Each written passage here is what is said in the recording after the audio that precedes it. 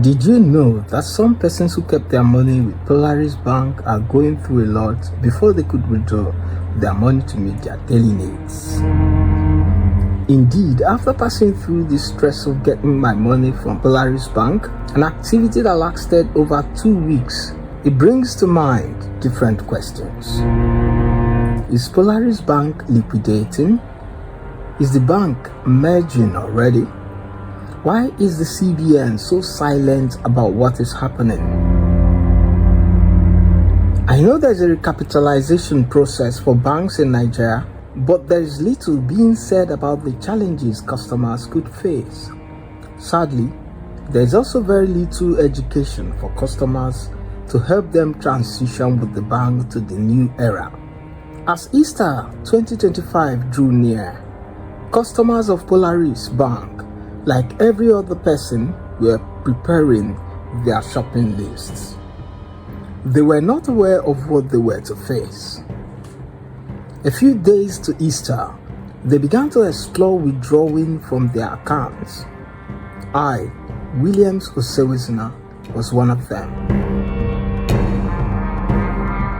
On April 19, I initiated a transfer from my Polaris account to my OPay account, just to enable me carry out transactions and payments faster. But that was when the trouble that lasted for over 2 weeks began. After making the transfer, the receiving account never got credited. I became skeptical about what the issue was. I quickly reached out to them on X and they responded. After a few days of waiting, reversal was effected. I decided to initiate the transfer again, but it never worked. I kept getting this.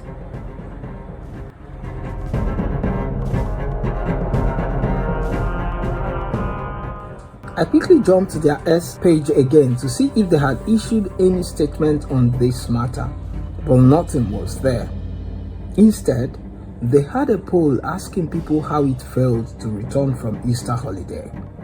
I decided to add a comment to that post to ask why I could not transfer. At this point, I saw that many persons were also in this position. I reached out to the bank asking what the issue was, but nothing tangible came. Also, I reached out to the Central Bank of Nigeria to know if there was something customers were missing. Sadly, no reply came.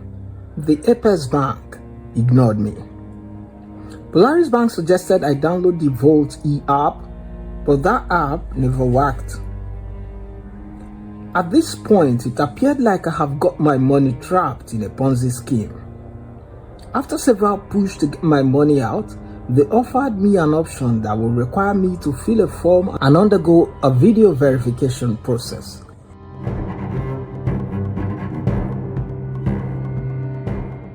They reached out to me through their WhatsApp number and took me through a rigorous process.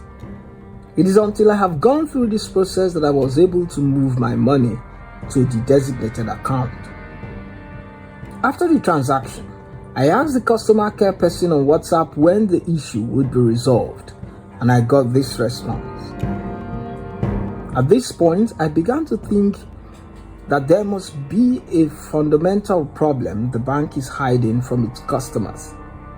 As a former banker, I know that domestic transactions could fail when a bank owes huge interbank charges that the receiving bank could no longer overlook. Unfortunately, the Central Bank of Nigeria appears to have left customers to their fate as the issue lingers.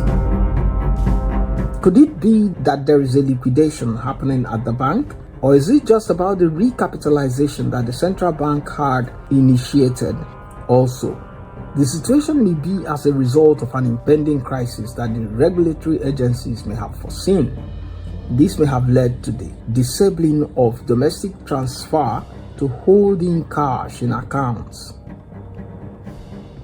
Nigerians are waiting to hear from Polaris, NDIC, or the central bank on what the issue is.